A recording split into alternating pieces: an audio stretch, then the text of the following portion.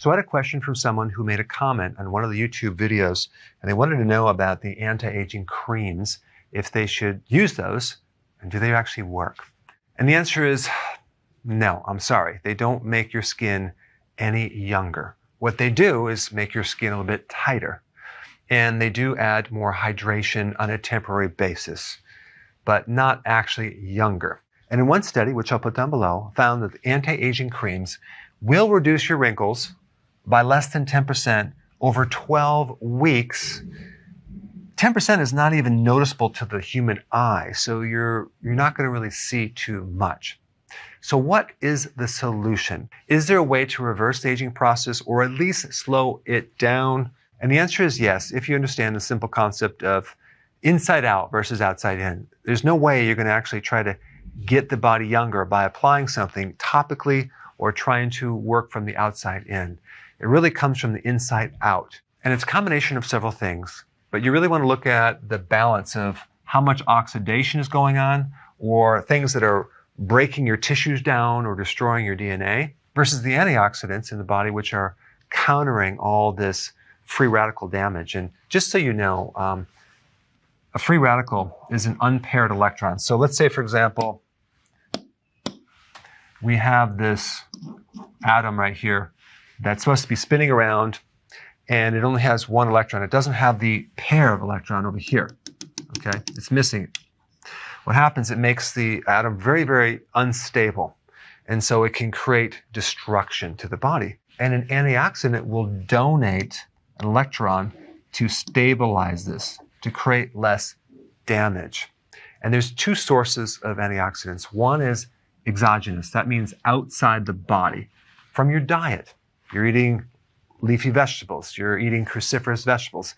It is giving you antioxidants. And also, vitamins act as antioxidants. Vitamin E, vitamin A, vitamin C, even vitamin B1 can act as an antioxidant. And they always come in networks, because when an antioxidant donates its electron, it then becomes unstable, and it can create some problems. So it will borrow an electron from another antioxidant. So they come in networks. So you have the food that you eat with antioxidants, okay, that's called exogenous. Then you have endogenous antioxidants. Your body actually can make antioxidants. So that's cool. So the combination of both need to be in such quantity to counter the amount of oxidation coming in from the environment and from your diet that's just making things break down and making you age prematurely. So what could make this worse? The big thing is glucose, high-carb diets. That will trigger insulin, which will then combine with certain proteins in your body and cause this other phenomena called glycation. So when you combine sugar with a protein, it creates a protein that's now non-functional. And that's going to make your tissues less elastic, and that's going to make you look a lot older. And another term for that is advanced glycation end products. And that is created by glucose, having a high amount of glucose in the diet. The other thing that's interesting is nutritional deficiencies can fail to supply certain biochemical enzymes that are supposed to repair and keep your tissue stable at the cellular level. So nutrition is a really key part in slowing the aging process down faster than it's going. So the worst case scenario is this combination between a high carb diet and low nutrients. That's going to age your skin. It's going to make you look older. It's going to age the inside of the body. And on the flip side of that, if you switch your fuel from glucose to ketones, ketones act as an antioxidant, which is really, really cool. So it's a much healthier fuel source.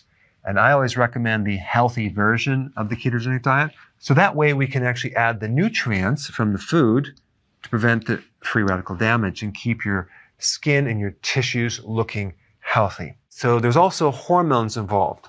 The hormone that you really want to preserve is growth hormone. Growth hormone is all about anti-aging. It's all about keeping your proteins intact. And I'm talking about the skin, the hair, the nails, the inside of the body.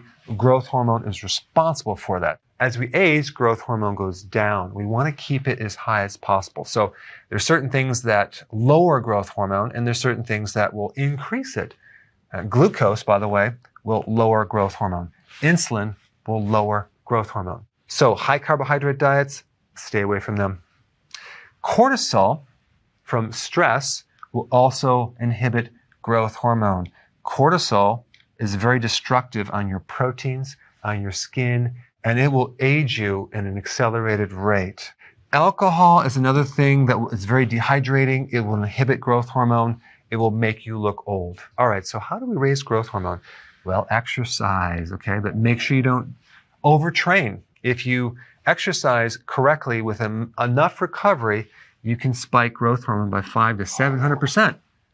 So that's one key factor, regular exercise. Plus, exercise can, if done correctly, reduce the cortisol, the stress. And then fasting. Fasting is probably one of the most important things if you wanted to slow down the aging process and look younger.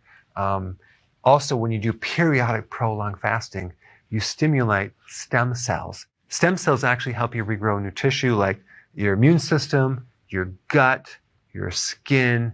So fasting is probably one of the biggest things that can help you look younger. It can stimulate growth hormone by 1,300 to 2,000%. And then we have sleep. Sleep is another key factor to enhancing growth hormones. So if you do intermittent fasting and prolonged fasting, you get enough sleep, you keep your stress down, you exercise, you do healthy keto, that is your best bet to slow down the aging process. But to actually think that you can actually do it with a cream, it's just not going to work. All right, guys, thanks for watching. And check out a couple of these very interesting videos I have related to growth hormone.